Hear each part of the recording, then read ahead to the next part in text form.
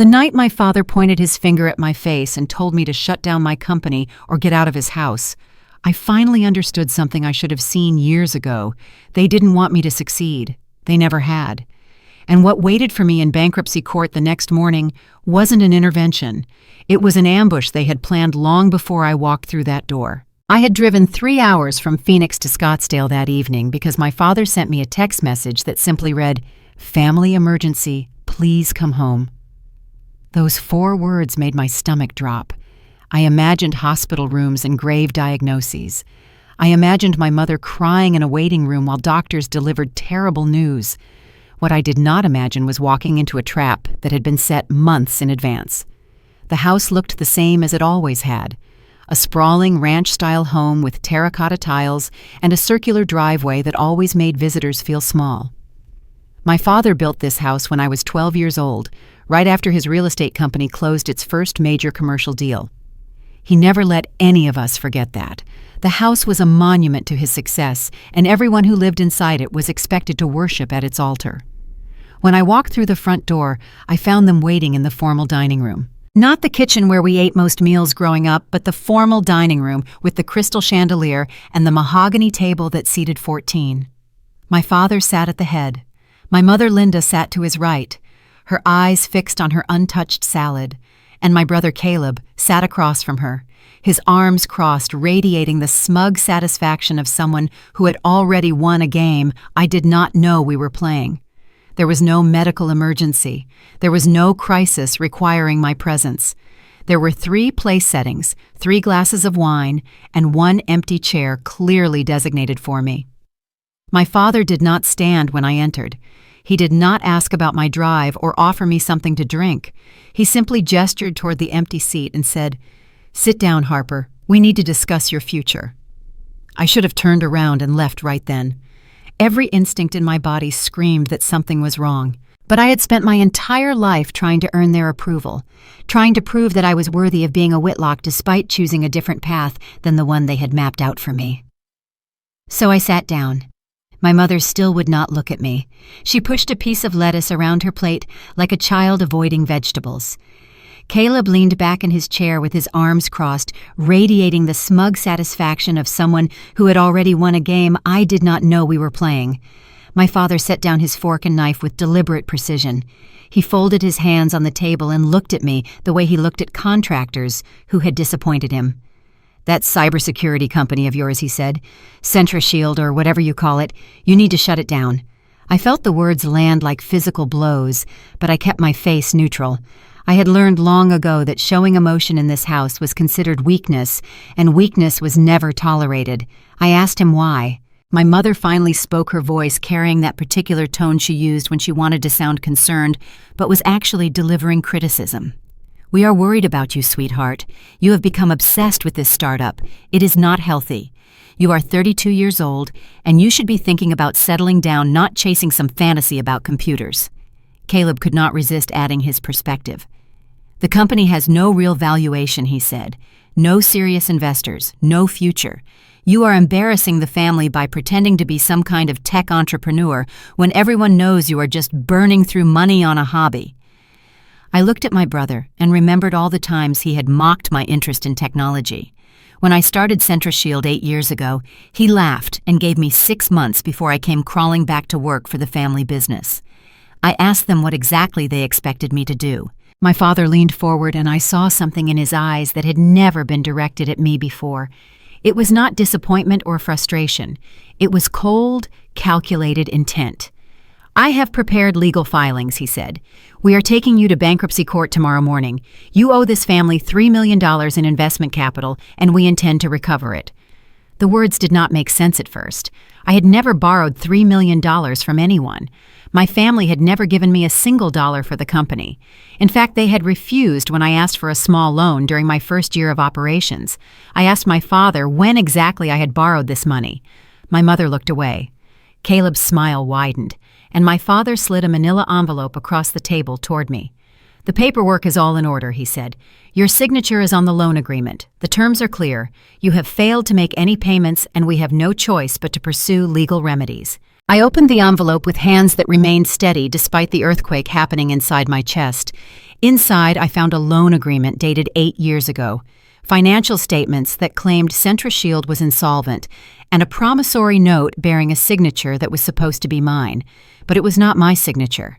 The handwriting was close, but the loops were wrong, the pressure was inconsistent, and anyone who had ever seen me sign a document would know immediately that this was a forgery.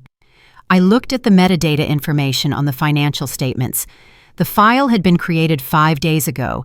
The fonts did not match what would have been standard 8 years prior. The entire package was a fabrication assembled recently by people who clearly did not understand that digital forensics could expose their fraud in minutes. I asked them if they truly believed this would work. Caleb stood up from the table, his voice rising with the confidence of someone who had never been told no in his entire privileged life. Tomorrow morning you will stand before Judge Eleanor Marsh. If you do not cooperate, we will report you to the IRS and the Department of Defense. We know you have been hiding debts and misrepresenting your financial situation. This ends now. The Department of Defense. Those 3 words told me everything I needed to know about how much they did not understand. They had somehow discovered that my company had government connections, but they had no idea what those connections actually meant. I stood up from the table and looked at all 3 of them. My father with his cold eyes and his manufactured evidence. My mother with her complicit silence and her averted gaze. My brother with his jealousy disguised as concern and his desperation to remain the golden child. You really think CentraShield is just some worthless startup, I said. My father waved his hand dismissively. We know exactly what it is, a money pit that has consumed 8 years of your life and produced nothing of value. I walked toward the door without responding. There was nothing left to say in that house. Tomorrow they would learn the truth. Tomorrow they would discover that the company they dismissed as worthless had just been awarded an $89 million contract with the Department of Defense. Tomorrow they would realize that the forged documents they planned to present in court would trigger a federal investigation that would consume their lives. But they did not know any of that yet. They thought they were destroying me. They did not understand that they had just handed me the weapon I needed to finally be free. As I drove away from that house for what I suspected would be the last time, I thought about the security cameras I had noticed in the dining room, the ones my father installed after a break-in scare 3 years ago, the ones that had recorded every word of our conversation, including his admission that he had prepared legal filings and his threat to report me to federal agencies using fabricated evidence. They thought they were taking me to court to end my career. They had no idea they were walking into a federal investigation of their own making. I sat in my car outside my parents' house for nearly 20 minutes before I could bring myself to drive away. My hands trembled against the steering wheel, not from fear, but from the shock of finally seeing them clearly. How could people who claimed to love me conspire to destroy everything I had worked for? How could my own mother sit silently while my father threatened to ruin my life with forged documents? This was not the first betrayal, but it was the first time they had made their contempt so explicit that I could no longer pretend it away. The lie, they built the fake loans. The forged signature, the manufactured debt, was a physical manifestation of a truth I had spent 32 years denying. They did not want me to succeed, and they were willing to commit felonies to prevent it. The 3-hour drive back to Phoenix was spent wrestling with memories. Every slight, every dismissal. Every moment when I realized that no matter what I achieved, I would always be the peripheral child, the disappointment child. My brother was the center of their universe, and anything I built outside that orbit was dismissed as nerd stuff or a hobby. I remembered Thanksgiving years ago when my father had casually introduced me. Harper is still playing around with computers. The casual dismissal stung more than any shout ever could. It was that night, fueled by the cold sting of their indifference, that I made the pivotal choice. I stopped seeking their approval. I made my work invisible to them, deciding to succeed or fail entirely on my own terms. The shame of seeking their recognition was replaced by the fierce determination of self-reliance. Now that self-reliance had led me to an $89 million contract, and they had mistaken my silence for failure. As I pulled into my apartment complex in Phoenix, The fear was gone. In its place was an icy clarity. They had spent months planning my destruction, believing I was weak. They had created a lie to take my company, but in doing so, they had recorded their own crimes and handed me the evidence I needed. I was no longer fighting for their love. I was fighting for justice. Tomorrow I would face them in court. Tomorrow they would realize the daughter they dismissed had built something that mattered. And tomorrow they would begin to pay for every lie they had ever told. My apartment felt different when I walked through the door that night. The same furniture occupied the same spaces. The same photographs hung on the same walls. But I was not the same person who had left that morning, believing she was driving to a family emergency. I set my bag down on the kitchen counter and looked around at the life I had built. A modest 2-bedroom apartment in a working-class neighborhood, a 10-year-old car that still ran reliably, clothes from discount stores and furniture from secondhand shops. Anyone who looked at my living situation would assume I was barely getting by. That was intentional. I had spent 8 years keeping my success invisible to people who would use it against me. I had reinvested every dollar of profit back into the company. I had denied myself luxuries that most people take for granted because I understood that CentraShield needed resources more than I needed comfort. My family saw my modest lifestyle and assumed I was failing. They never bothered to ask about my work, never showed any interest in understanding what I had actually built. They were so certain of my failure that they never thought to investigate the possibility of my success, but their assumptions obscured a history paved with grueling sacrifice. When I first launched CentraShield, I worked out of a tiny storage room in the back of a defunct auto repair shop. It smelled perpetually of stale oil and gasoline, but the rent was cheap and the isolation was total. My bed was a sleeping bag thrown over a stack of server boxes. My meals were instant ramen noodles, sometimes twice a day, every day for years. There were mornings when I woke up shivering because the old AC unit had died, and nights when I worked until 3 a.m. surrounded by stacks of borrowed coding manuals powered solely by hope and caffeine. I remember pitching CentraShield to a series of venture capital firms. They weren't just skeptical, they were dismissive. One prominent investor, a man who had made his fortune on social media apps, looked at my presentation on advanced anomaly detection and laughed. Cybersecurity. That's a man's game, darling. Go start a fashion blog. Another dismissed me because I didn't have the right pedigree, meaning I hadn't graduated from an Ivy League school or served in a high-ranking military role.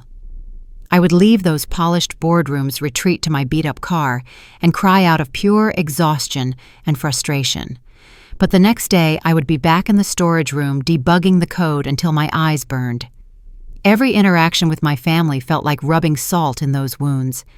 Caleb used to call the storage room the basement of dreams and suggested I hang up a sign that read, "Going out of business soon."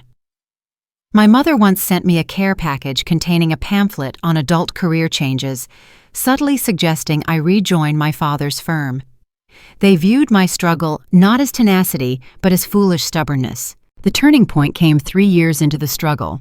After yet another brutal rejection, I drove home convinced that I should finally give up and take the humiliating job offer from my father. Then an unexpected email arrived. A defense communications engineer named Dr. Chen had seen my presentation at a small, obscure industry conference. He was intrigued by my system's unique approach to anomaly detection. He wanted a demonstration for his team. I said yes before I finished reading the email. That demonstration led to a rigorous year-long pilot program. My system was subjected to the most intense testing imaginable by government experts. They were looking for flaws, weaknesses, and vulnerabilities. Instead, they found speed and precision. 2 weeks ago, I signed a contract worth $89 million. My company had transformed from a forgotten startup into a legitimate defense contractor with a critical national security mission. The years of ramen and freezing nights, the mockery and the near bankruptcies, it all crystallized into a single undeniable triumph. And then my father decided to destroy it all with a bankruptcy petition based on forged documents. I spent the next 3 hours on video calls with my legal team. Patricia Reeves, my corporate attorney, was furious on my behalf. "This is federal fraud," she said, her voice tight with controlled anger. They forged your signature on loan documents. They created false financial statements. They are trying to interfere with a government contractor. Do they have any idea what they have done? I told her they had no idea. They thought my company was worthless. They thought the bankruptcy petition would force me to shut down and come crawling back to the family business. They did not understand that attacking a defense contractor with forged documents was not a civil matter between family members. It was a federal crime. Patricia began assembling our response. We pulled every financial record CentraShield had ever produced. We gathered audit reports and tax documents and investor communications. We compiled a complete paper trail that would prove beyond any doubt that my family's claims were fabricated. Around midnight, my CFO Ethan sent me a message that made my blood run cold. Someone had been accessing our public filings portal from an IP address registered to my parents' house. The access occurred 3 months ago, around the time my mother had started asking unusual questions about my financial situation. They had been planning this for months. They had researched my company, gathered whatever information they could find, and used it to construct their fraudulent documents. I felt a surge of cold fury, realizing they had been conducting reconnaissance for this premeditated assault all along. I did not sleep that night. I sat at my kitchen table with legal documents spread across every surface building the case that would protect my company and expose their fraud. By the time the sun rose over Phoenix, I had everything I needed. My phone buzzed with a text from Patricia. "The hearing is at 9. I will meet you at the courthouse at 8:15. I showered and dressed in my most professional suit. I looked at myself in the mirror and saw someone I almost did not recognize. Not the timid daughter who had spent her life seeking approval from people who would never give it. Not the struggling entrepreneur who doubted herself at every turn. I saw a woman who had built something remarkable against impossible odds and who would not let anyone take it from her.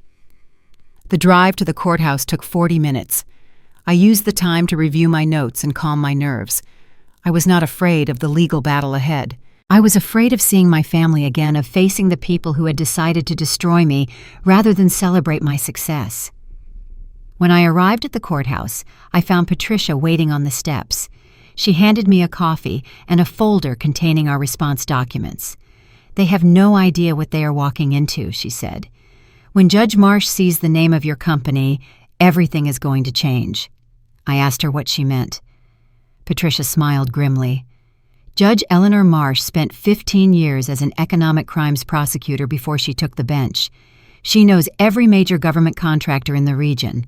She knows about CentraShield. And she knows that falsifying documents to attack a defense contractor is not something she will tolerate. We walked into the courthouse together.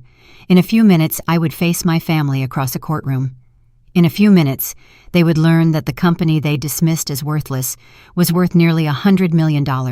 In a few minutes, their carefully constructed fraud would begin to collapse. I was ready.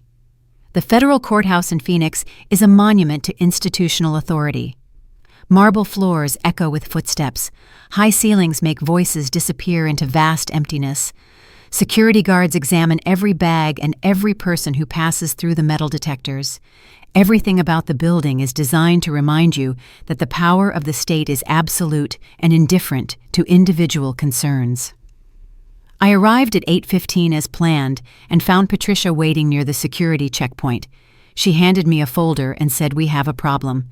The documents inside made my stomach drop.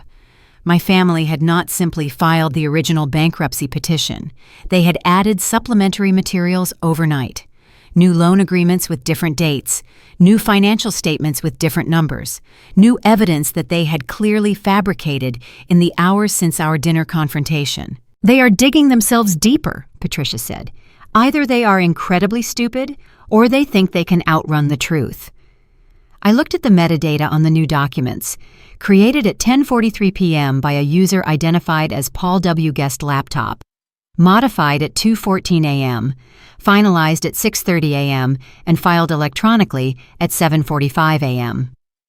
My father had stayed up all night manufacturing additional evidence. He was so confident in his ability to manipulate any situation that he thought throwing more forgeries at the problem would somehow make it better. Patricia walked me through our strategy. We would present our actual financial records first. We would demonstrate that every document my family had filed was fraudulent. We would request an immediate investigation into their conduct and ask the judge to dismiss their petition with prejudice. And then she said, we will let the federal implications speak for themselves. The courtroom was smaller than I expected. Wood paneling covered the walls. An American flag stood in one corner. The judge's bench dominated the front of the room, elevated to ensure that whoever sat there could look down on everyone else. My family was already present when I entered. They sat on the left side of the room with their attorney, a man I recognized from local society events. Arthur Blake had represented wealthy families in the Phoenix area for 30 years. He specialized in making problems disappear through aggressive legal tactics and strategic intimidation. My father wore his most expensive suit. My mother had chosen funeral colors, again black dress and pearls, as if she was mourning the daughter who had refused to submit to family control. My brothers sat between them, arms crossed, wearing the smug expression of someone who believed victory was already assured. None of them acknowledged me. They did not look in my direction. They behaved as if I was not worthy of their attention, as if my presence was merely a formality before they claimed what they wanted. I took my seat on the right side of the room and waited. At exactly 9 o'clock, the bailiff announced, "All rise for Judge Eleanor Marsh." I stood and watched as a woman in her early 60s entered through the door behind the bench. She had gray hair pulled back in a severe bun and reading glasses perched on her nose. Her expression suggested that she had seen every kind of deception imaginable and was thoroughly unimpressed by all of it. She sat down and opened the file before her. For several minutes, she read in silence. No one in the courtroom moved or spoke. Then she looked up, and her eyes locked onto the documents with sudden intensity. "CentraShield Technologies," she said slowly, "founded by Harper Lane." Arthur Blake stood and confirmed that was correct. Judge Marsh continued reading. When she spoke again, her voice had changed. "This company is a Tier 3 contractor with the Department of Defense. They are currently implementing a cybersecurity initiative across multiple federal facilities." Arthur Blake attempted to redirect. "Your Honor, the matter before the court concerns a simple debt recovery. The financial status of the company is precisely what we are here to establish." Judge Marsh removed her reading glasses and looked at him with the kind of expression that made attorneys reconsider their career choices. "Mr. Blake, are you telling me that your clients filed a bankruptcy petition against a company holding an $89 million government contract without verifying that company's actual financial status?" Silence. Complete and total silence. I watched my father's face transform. The smug confidence drained away, replaced by something I had never seen before. Fear. Caleb leaned over to whisper something to my mother. She shook her head, her complexion turning pale beneath her carefully applied makeup. Patricia stood and addressed the court. "Your Honor, we have extensive documentation proving that every financial claim made by the petitioners is false. The loan agreements they submitted are forgeries. The financial statements are fabrications. My client has never borrowed any money from her family, and CentraShield Technologies is not only solvent, but extraordinarily successful." Judge Marsh asked for the documentation. Patricia handed over our files, and the judge spent the next 15 minutes reviewing them in silence while my family sat frozen in their seats. When she finished, Judge Marsh looked directly at my father. "Mr. Whitlock, are you aware that filing fraudulent documents in federal court is a felony?" My father stood, his voice carrying the authoritative tone that had always worked for him in business negotiations. "Your Honor, there has clearly been some misunderstanding. We were acting on information we believe to be accurate. If there are discrepancies in the documentation, I am certain they can be explained." The judge was unmoved. "I am ordering an immediate forensic analysis of every document you have submitted. I am also referring this matter to the Federal Fraud Investigation Unit for review. You and your family are hereby prohibited from contacting the defendant or interfering in any way with CentraShield Technologies operations." My mother began to cry. Not the dignified tears of a woman wrongly accused, but the panicked sobbing of someone who had just realized the magnitude of her mistake. Caleb tried to speak, but his attorney silenced him with a sharp gesture. Judge Marsh continued, If the forensic analysis confirms what appears obvious from these documents, your family will face criminal charges, including fraud, forgery, and potential interference with a government contractor. Do you understand the seriousness of this situation?" My father said nothing. For the first time in my life, I watched him stand speechless before an authority he could not intimidate or manipulate. The hearing was adjourned pending investigation. As I walked out of the courtroom, Caleb grabbed my arm. "What have you done?" he demanded. "You lied to us about your company. You made us look like fools." I pulled my arm free. "I never lied about anything. You were so certain I was failing that you did not bother to check whether I was actually succeeding." I left him standing in the hallway with his parents watching their world begin to crumble around them. The moment Judge Eleanor Marsh said the words $89 million government contract, I understood that everything had changed. Not just for me, but for my entire family. They had walked into that courtroom expecting to crush a struggling daughter with manufactured debt. Instead, they had discovered that the daughter they despised had built something worth more than anything they would ever achieve. I spent the hours after the hearing in Patricia's office reviewing our next steps. The forensic analysis would take several days. The federal investigation could take weeks or months. But the immediate crisis had been averted. My company was safe, and my family was under scrutiny. Patricia explained the legal implications with clinical precision. If forensic analysis confirmed what we already knew, my family would face federal charges: fraud, forgery, and obstruction at minimum; potential interference with a government contractor, which carried national security implications. "Do you understand what that means?" Patricia asked. "This is not going to be resolved with apologies and a settlement. They committed federal crimes." I understood. I had understood from the moment I saw those forged documents. My family had not just attacked me personally. They had attacked a company that handled sensitive government communications. Whether they knew it or not, they had crossed a line that could not be uncrossed. That evening, my phone began to ring. First my mother, then Caleb, then my father. I did not answer any of their calls. Instead, I watched the voicemails accumulate, each one more desperate than the last. My mother's messages alternated between sobbing apologies and accusations. She had never meant for things to go this far. She had only wanted to help me see reason. Why was I doing this to the family? Caleb's messages were angry. I had lied to them. I had hidden my success to make them look foolish. This was all my fault, and I needed to fix it before everything fell apart. My father left only one message. His voice was cold and controlled, as if he was addressing a disappointing employee rather than his daughter. He said, "Harper, you need to come home and resolve this matter. We are still your family." I deleted all of them without responding. The next morning I received a call from a number I did not recognize. When I answered, a voice identified itself as Special Agent Marcus Hale from the Federal Fraud Investigation Unit. "Ms. Lane, we need to meet with you today. Can you come to our field office at 2 o'clock? I agreed without hesitation. Whatever the federal government needed from me, I would provide it. I had nothing to hide. The field office was located in a nondescript building in downtown Phoenix. No signs indicated its purpose. No markings suggested what happened inside. I passed through security and was escorted to a conference room where Agent Hale was waiting. He was tall and lean, with gray hair cut short and eyes that seemed to evaluate everything they observed. He shook my hand and invited me to sit. For the next 3 hours, I answered questions about my family, my company, and the documents they had submitted. I provided access to every financial record CentraShield had ever produced. I explained the timeline of events leading up to the bankruptcy petition.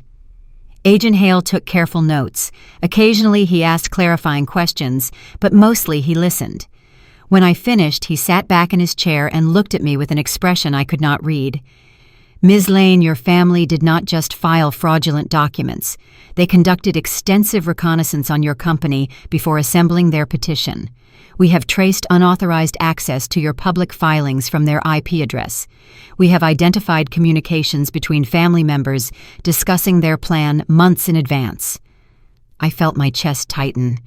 I had suspected they had planned this carefully, but hearing it confirmed by a federal agent made it somehow more real. "Do you have any idea why they would target your company specifically now?" Agent Hale asked.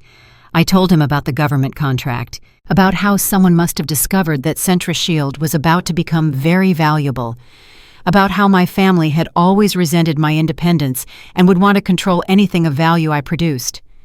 Agent Hale nodded slowly. We recovered emails from your mother's account discussing the contract. She mentioned needing to act before the Department of Defense paperwork was finalized. I closed my eyes. My mother had known. She had known about the contract, or at least suspected it, and had deliberately accelerated the fraud to steal my company before I could claim my success. Your mother appears to be more involved in this scheme than we initially understood, Agent Hale continued. She may have been the primary instigator. I did not know how to respond to that. All my life I had viewed my mother as a passive participant in my father's dominance. I had assumed she simply went along with whatever he decided. Learning that she had actively orchestrated my destruction felt like a knife twisting in a wound I did not know I had. Agent Hale explained the next steps. They would conduct forensic analysis of all devices used to create the fraudulent documents. They would interview each family member separately. They would build a case that would likely result in criminal charges. I want you to understand something, he said. Because this involves a defense contractor, the penalties are significantly more severe than ordinary fraud. Your family is facing serious prison time. I asked him what I was supposed to do with that information.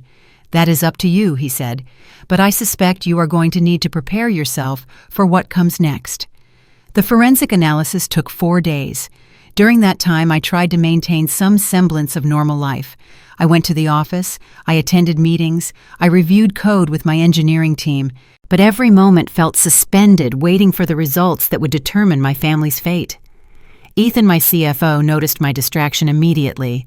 He had been with me since the second year of CentraShield, when I could barely afford to pay him minimum wage. He had watched me struggle and grow and eventually succeed. Now he watched me navigate the most painful chapter of my life. You do not have to pretend everything is fine, he said during a late-night work session. We all know what is happening. I appreciated his directness. Most people dance around difficult subjects afraid to acknowledge uncomfortable truths. Ethan had never been that kind of person. I told him I was trying to hold everything together until we knew what the investigation would reveal. He nodded and handed me a coffee. Whatever happens, this company survives. You built something that matters, and no one can take that away from you. The call from Agent Hale came on a Friday afternoon. He asked me to come to the field office immediately. His voice carried an urgency that made my stomach drop. When I arrived, I found Patricia already waiting in the conference room. Agent Hale was accompanied by 3 other agents I did not recognize. The table was covered with documents and photographs. We completed our forensic analysis, Agent Hale said. I want to walk you through what we found. Over the next hour, he presented evidence that systematically destroyed every claim my family had made. The loan agreements were created 5 days before the bankruptcy filing. The metadata showed exactly which computer had generated each file when modifications had been made and by whom. My father's laptop had created the initial drafts. My mother's tablet had edited the financial statements. My brother's phone had accessed the templates from which the forgeries were constructed. Every signature on every document had been analyzed by a forensic handwriting expert. None of them matched my actual signature.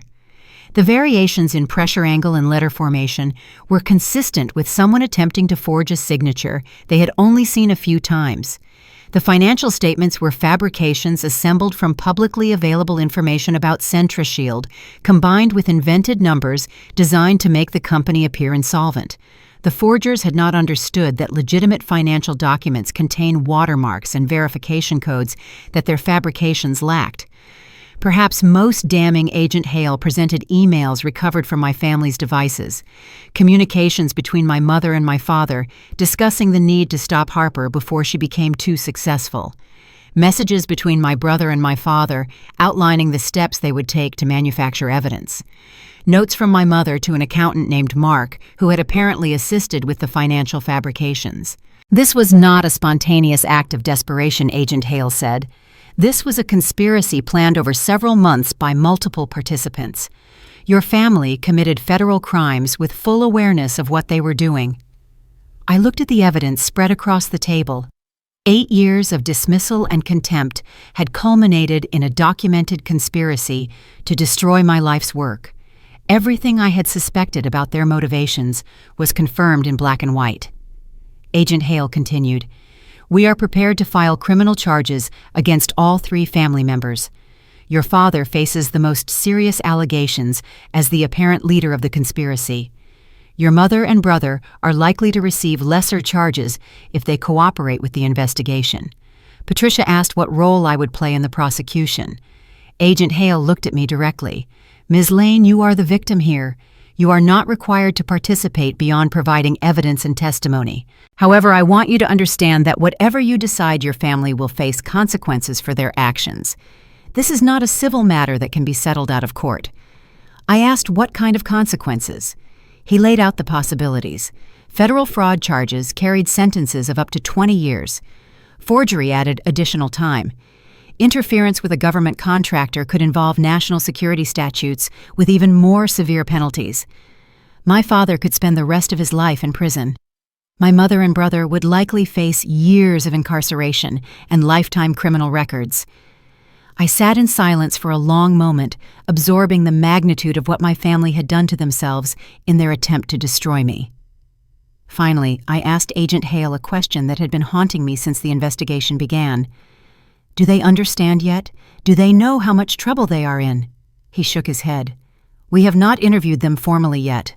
They know they are under investigation, but I do not think they grasp the severity. People who are accustomed to buying their way out of problems often do not understand when they have encountered a problem that cannot be purchased." "Tomorrow," he said. "Tomorrow we begin formal interviews. By this time next week, your family will understand exactly what they have done." The federal agents arrived at my parents' house at 7 in the morning on a Tuesday. I know this because Agent Hale called me 20 minutes beforehand to let me know what was happening. He thought I should be prepared for the aftermath. I stood at my apartment window and watched the sun rise over Phoenix while imagining the scene unfolding in Scottsdale. 3 black SUVs pulling into my father's circular driveway, agents in dark suits approaching the front door. My mother in her bathrobe, confused and terrified. My father was shouting at people who could not be intimidated by his wealth or his reputation. A profound silence settled over me. It wasn't satisfaction I felt, but a cold, heavy sense of finality. The house that had been a monument to their pride was now just a crime scene. The search warrant covered every electronic device in the house. Agents would spend hours documenting and collecting evidence, while my family watched their lives be dismantled piece by piece. I received updates throughout the day. Patricia called after the initial search to report that my father had attempted to obstruct the agents and had been warned that any further interference would result in immediate arrest. Ethan forwarded an email from one of our investors expressing concern about the investigation and requesting reassurance that CentraShield remained stable. By evening, the news had spread through the Phoenix business community. A local journalist called my office seeking comment on reports that a prominent real estate family was under federal investigation for fraud against a technology company. I declined to comment and referred all inquiries to Patricia. The interviews began the following day. Each family member was brought to the federal building separately and questioned for hours. Agent Hale briefed me on the results. My father had maintained his composure, initially insisting the entire matter was a misunderstanding. When confronted with forensic evidence, he shifted to blaming my mother and brother. When shown the emails from his own account detailing his role, he demanded to speak with his attorney and refused to answer further questions. My mother had broken down almost immediately. She cried throughout her interview, alternating between claiming ignorance and blaming my father for pressure. She admitted to signing documents she hadn't read and to accessing financial information about my company without authorization. She begged the agents to understand she had only wanted to protect the family. My brother had been the most difficult. Caleb oscillated between arrogance and panic. He insisted he was the victim of a misunderstanding, then admitted to creating forged documents, then claimed he had only done what our parents instructed. By the end of his interview, he had essentially confessed to multiple federal crimes while believing he was exonerating himself. Agent Hale summarized the situation bluntly. "Your brother's interview alone provides enough evidence for conviction. Combined with the forensic analysis and your mother's partial confession, this case is essentially complete." He paused before continuing. "However, we discovered something during the search that complicates matters. We found a bank account in Nevada registered in your name." I felt my blood run cold. I had never opened a bank account in Nevada. The initial shock of the forged loan paled in comparison to this. They hadn't just manufactured debt, they had created a ghost life for me. Agent Hale explained. The account received over $100,000 in deposits over the past 14 months. The money came from your father's real estate company. The signature on the account opening documents does not match your actual signature. The betrayal was no longer a single dramatic event. It was a pattern, a slow-motion attack on my identity that had been unfolding for more than a year. The shock of the forged loan was eclipsed by the realization that my own identity had been weaponized against me for over a year. The meticulous planning required to maintain a fraudulent identity felt more hateful than any shout or insult. This adds identity theft to the list of charges, Agent Hale said. Your mother's fingerprints were found on the original account documents. Your brother managed the online access. Your father authorized the transfers. I asked what this meant for the investigation. It means your family didn't just commit fraud against you once. They have been using your identity for over a year. This is a pattern of criminal behavior, not an isolated incident. I sat in stunned silence, processing the single devastating fact my mother's fingerprints were on the documents. My mother. All my life, I had viewed her as the passive one, the silent accomplice to my father's ambition. I had clung to the hope that deep down, she loved me unconditionally, even if she lacked the courage to defend me. Now the evidence proved she was an active participant, a co-conspirator in stripping me of my identity. A memory flashed. I was 15, showing her the heavy trophy I had won at the regional science fair. She smiled a thin, tight smile and suggested we put it away because Caleb needed the dining room table clear to study his golf course layouts. It was never about protection. It was about ensuring Caleb's light was never overshadowed by mine. It had always been a competition I didn't know I was entering in. That night I sat alone in my apartment and tried to process what I had learned. The people who raised me had stolen my identity. They had used false accounts to move money around in ways that could have exposed me to criminal liability. My heart didn't break. It hardened. Their contempt wasn't a reflection of my worth, but a deep structural flaw within them. To them, I had never been a daughter, only a resource to exploit, all while telling me they loved me, all while insisting everything they did was for the good of the family. I didn't sleep that night. I lay in bed staring at the ceiling, wondering how I had never seen them clearly before, wondering how I had spent 32 years seeking approval from people who saw me as nothing more than an asset. By morning, I had made a decision. I would cooperate fully with the federal investigation. I would provide every piece of evidence requested. And I would watch as the people who had tried to destroy me faced the consequences of their own choices. The indictment warning came on a Thursday. Agent Hale delivered the news personally, arriving at my office with documents that would change everything. A formal indictment warning is the final step before criminal charges are filed. It gives defendants an opportunity to cooperate, negotiate, or prepare for prosecution. For my family, it was the first official acknowledgement that their crimes would not be resolved quietly. Agent Hale walked me through the allegations one by one: conspiracy to commit federal fraud, forgery of financial documents, filing false claims in federal court, identity theft, obstruction of justice, interference with a government contractor. The charges against my father were the most severe. As the apparent leader of the conspiracy, he faced potential sentences of up to 30 years in federal prison.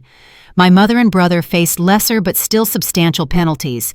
We are offering them an opportunity to cooperate, Agent Hale explained. If they provide full confessions and assist with the investigation, we can recommend reduced charges. If they continue to deny responsibility, we will proceed with full prosecution. I asked what I was supposed to do with this information. Nothing, he said. You are the victim here. Your role is to continue providing evidence and testimony as needed. The decisions about how to proceed belong to your family and their attorneys, but I want you to be prepared for what comes next. This investigation has attracted attention at the federal level because of the national security implications. Your family is not going to escape consequences regardless of what they decide.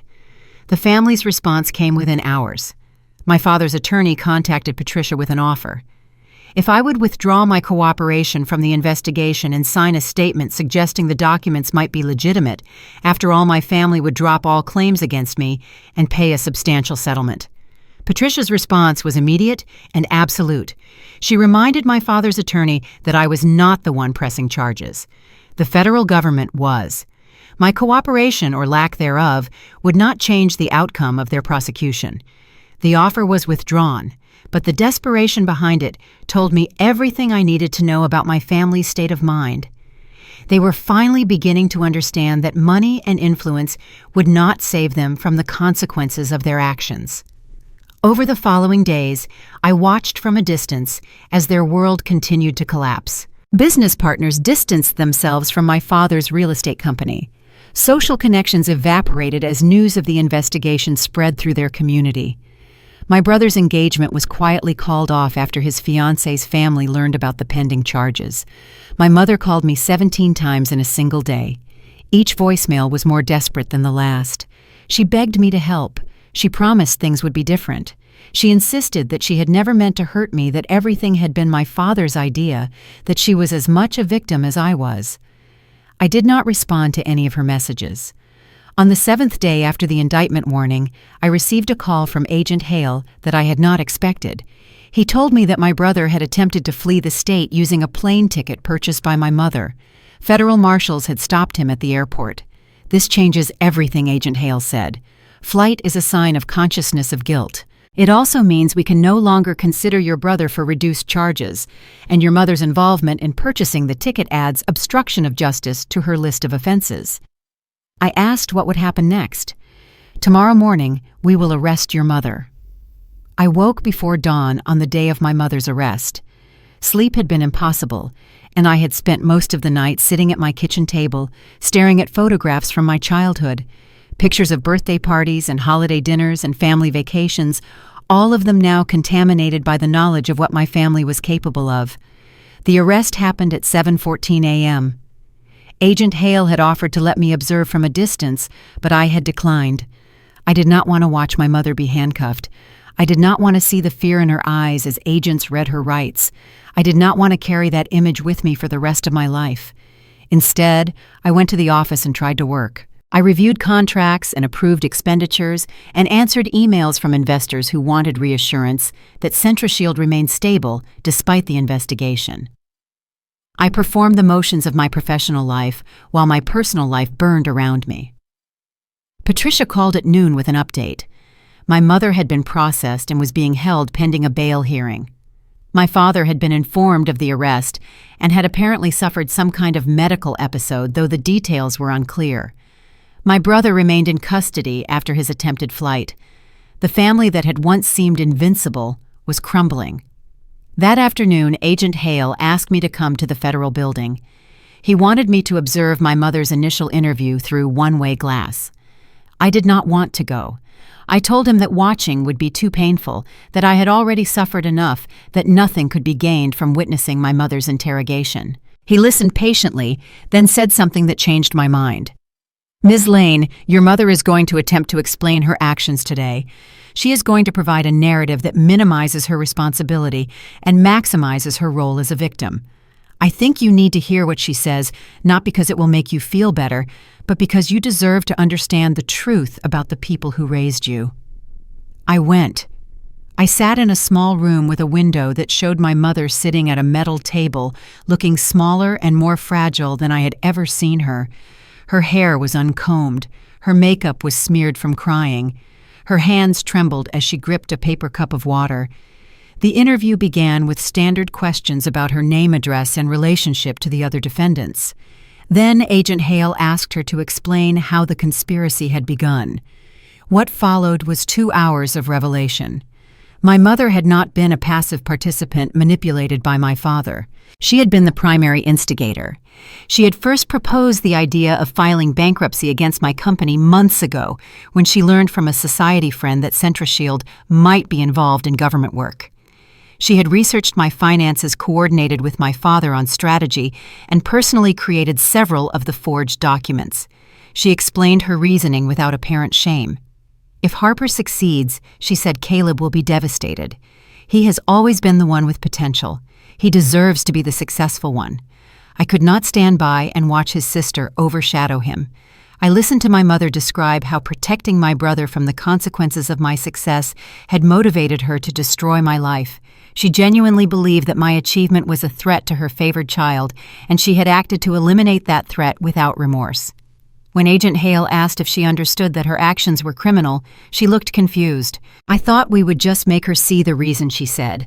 I never imagined it would go this far. I never imagined she would fight back. She never imagined I would fight back. She had been so certain of my weakness, so confident in my inability to defend myself, that she had not considered the possibility that I might have grown stronger than she realized. After the interview, Agent Hale found me in the observation room. I was crying, though I had not noticed when the tears had started. I am sorry, he said. I know that was difficult. I asked him why my mother had done this. Not the surface reason about protecting Caleb, but the deeper reason. Why did she hate me enough to destroy me? He thought about the question for a long moment before answering. Some parents cannot tolerate children who exceed them, he said. Your success represented a kind of judgment on her life choices. If you could build something remarkable on your own, then perhaps she had not built anything remarkable at all. Destroying you was easier than confronting that possibility. I stayed in that room for another hour after he left, thinking about his words and watching the empty table where my mother had confessed to her crimes. My father's arrest came 3 days after my mother's. Unlike her, he did not go quietly. The video circulated through local media within hours. My father, still one of the most prominent real estate developers in the region, was being led out of his office building in handcuffs. He shouted at the agents. He threatened lawsuits. He insisted he was being persecuted by a daughter who had never appreciated everything the family had done for her. I watched the video once, then deleted it from my phone. Seeing him in that state brought me no satisfaction. He looked diminished, smaller somehow, as if the authority he had wielded my entire life had been nothing more than a costume he could no longer wear. The formal indictment was filed the following week. Federal prosecutors presented their case to a grand jury, which returned charges against all 3 defendants. My father faced the most serious allegations: conspiracy, fraud, forgery, identity theft, and obstruction of justice. My mother and brother faced similar but lesser charges. The case received national attention. A prominent businessman accused of fabricating evidence to steal his daughter's technology company made for compelling headlines. Reporters called my office, constantly requesting interviews and comments. I declined every one of them. What I could not decline was the request from the prosecutor's office to provide testimony. They needed me to explain the timeline of events, the nature of my relationship with my family, and the impact their actions had on my life and business. I prepared for days, working with Patricia to organize my thoughts and anticipate difficult questions. On the morning of my testimony, I dressed in my most professional suit and drove to the federal building, feeling something I had not expected. I felt ready. The grand jury room was smaller than I imagined. 12 citizens sat in rows of chairs, watching me take my place at the witness table. The prosecutor, a woman named Angela Chen, guided me through my testimony with careful, steady questions that allowed me to tell my story in my own words. I spoke for nearly 3 hours. I described growing up in a family that valued my brother above all else. I explained how I had built CentraShield from nothing while being dismissed as a failure. I detailed the bankruptcy petition, the forged documents, and the discovery that my family had been stealing my identity for over a year. When I finished, the room was silent. Several jury members were visibly emotional. One woman in the front row was crying. After my testimony, I was permitted to observe the proceedings from a separate room. I watched as forensic experts presented evidence. I watched as banking records were analyzed. I watched as the full scope of my family's conspiracy was laid bare before 12 strangers who would decide whether criminal charges should proceed. The grand jury returned indictments against all 3 defendants within 2 hours of concluding testimony. It was one of the fastest decisions in the history of that courthouse. That evening, I went to see my mother at the detention facility where she was being held. I do not know why I went. Perhaps I needed closure. Perhaps I wanted to understand something that could never be understood. She looked worse than I had ever seen her. The facility's uniform hung loosely on her frame. Her eyes were red from crying. When she saw me approach the visitor's window, she began sobbing before I could say a word. For a split second, I saw the mother from my early childhood, the woman who taught me to bake cookies, who read me stories until I fell asleep, who on one rare afternoon when my father was away secretly praised my geometry grade and said I had my own kind of brilliance. That memory, so fragile, so rare, shoved itself against the image of the woman sitting before me now. The internal conflict was brutal, the instinct to reach out, and the absolute necessity to protect the woman who had built CentraShield with her own hands. "Harper," she said through the phone, "please help us. Please tell them this was all a mistake. We never meant for things to go this far." She pressed her hand against the thick pane of glass between us, a silent, desperate plea for connection. I stared at her trembling fingers, remembering the fingerprints found on the forged account documents. The glass felt like a wall of concrete, not just physically, but morally. I looked at the woman who had given birth to me, who had raised me, who had apparently hated my success so much she tried to destroy it. "You meant every step I said," quietly. "You planned this for months. You forged documents. You stole my identity. You tried to take everything I built. This isn't something that happened to you.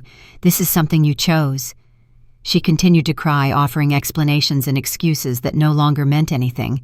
I listened for a few minutes, then stood to leave. "Mom," I said, "I hope someday you understand what you did. Not because I need your apology, but because you need to face the truth about yourself." I walked away without looking back. The mother I needed, the one who would choose me over her own fears and status, had never existed. And the woman who sat in that room had just confirmed that the illusion was finally, irrevocably over. The formal sentencing hearing took place on a cold December morning. The federal courthouse was crowded with reporters, spectators, and the few remaining supporters of my family who had not abandoned them during the investigation. I sat in the gallery with Patricia beside me, watching as my father was led into the courtroom in handcuffs. He looked older than I remembered, his hair grayer, his shoulders stooped. The man who had intimidated me for 32 years now shuffled to his seat like someone whose spirit had been broken. My mother and brother were brought in separately. My mother wore civilian clothes that hung loosely on her diminished frame. My brother looked haunted, his eyes constantly darting around the room as if searching for an escape that did not exist. Judge Morrison, who had overseen the case since the indictment, called the proceedings to order. The prosecution presented its recommended sentences based on the crimes committed and the defendant's cooperation or lack thereof. For my father, they recommended 10 years in federal prison. He had shown no remorse, had attempted to obstruct the investigation, and had been the primary architect of the conspiracy. The charges against him included fraud, forgery, identity theft, conspiracy, and interference with a government contractor. For my mother, they recommended 3 years. She had cooperated partially after her arrest and had pleaded guilty to reduced charges. However, her role as the initial instigator of the conspiracy warranted significant punishment. For my brother, they recommended 18 months. He had been a willing participant, but had followed the direction of his parents. His attempted flight had complicated matters, but his ultimate cooperation had earned consideration.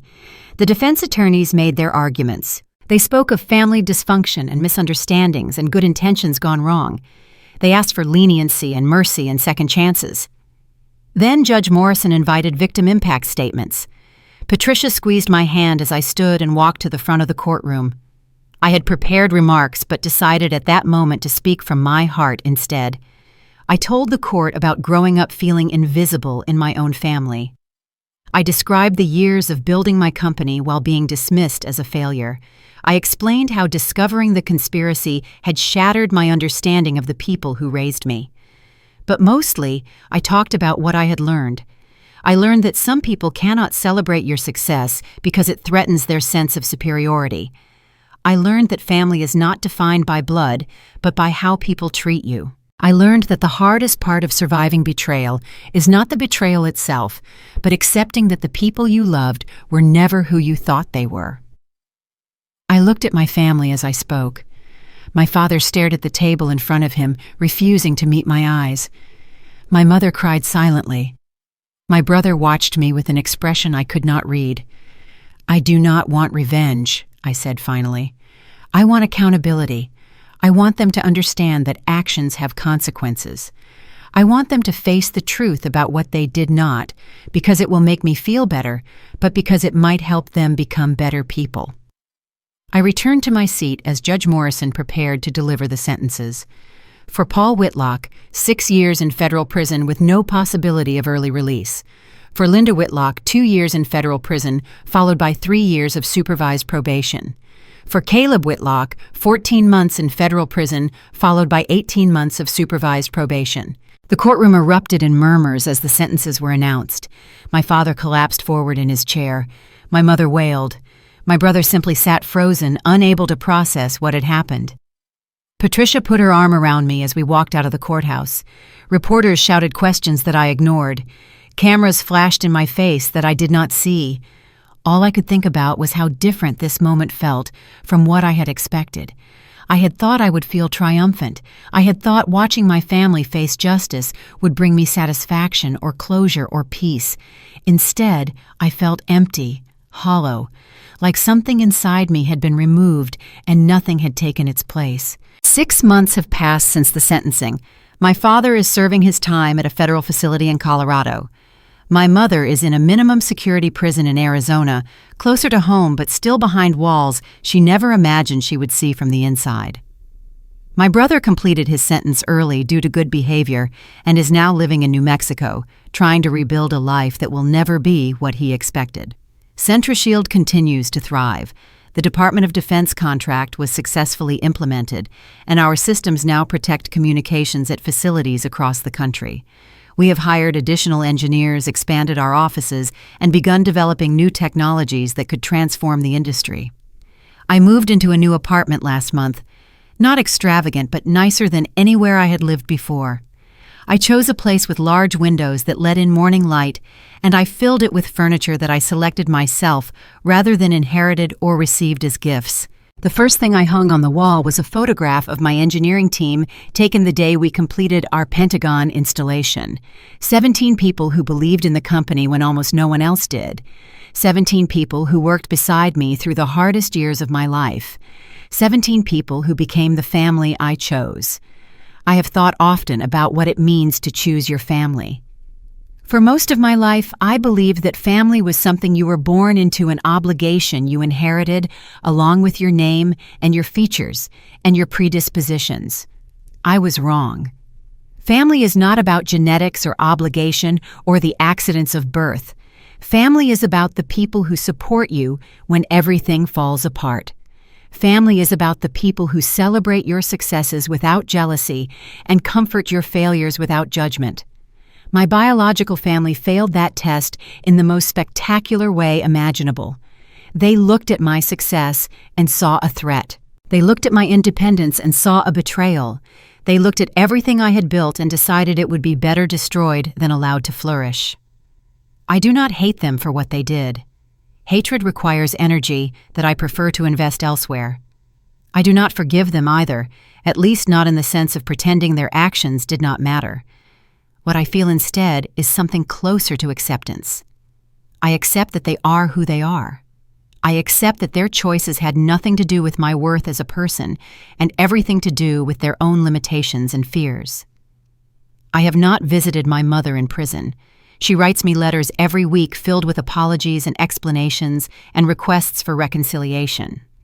I read them once, then file them away without responding. Perhaps someday I will have something to say to her. Today is not that day.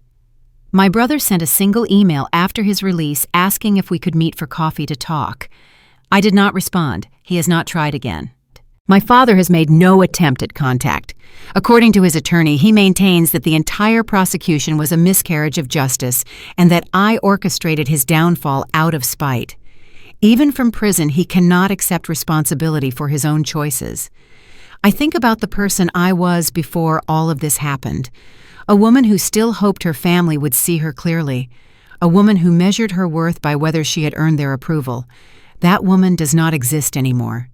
In her place is someone stronger. Someone who knows that external validation is worthless if it comes from people who cannot be trusted. Someone who has learned that the hardest battles are not fought against external enemies, but against the parts of ourselves that believe we deserve to be treated poorly. I built CentraShield from nothing. I turned a dream into a company that protects the communications of military personnel around the world. I survived a conspiracy designed to destroy me and emerged not just intact, but more powerful than before. None of that happened because my family supported me. All of it happened despite their contempt. Last week, I received an email from a young woman who had read about my story in a business magazine. She wrote that she was starting her own company and that her family had told her she would fail. She asked if I had any advice. I wrote back a single paragraph. Build something that matters to you, not to them. Surround yourself with people who celebrate your growth instead of feeling threatened by it. And remember that their doubts say nothing about your capabilities and everything about their fears. Success is the best response to people who never believed in you, not because it proves them wrong, but because it proves you right. I saved that email in a folder labeled Messages That Matter. Someday, when this chapter of my life feels more distant, I want to remember that something good came from all this pain. The night after the sentencing, I walked to a bridge near my apartment and watched the sunset over the Phoenix skyline.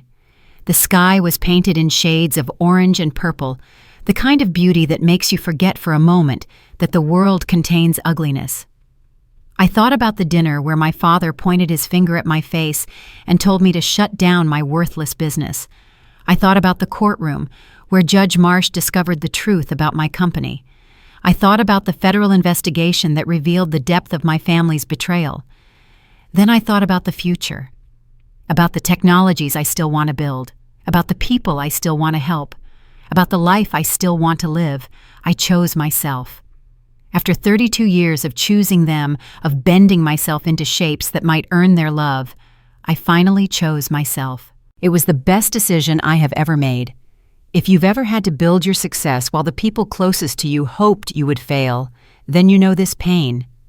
The path to freedom is rarely easy, but it is always worth it.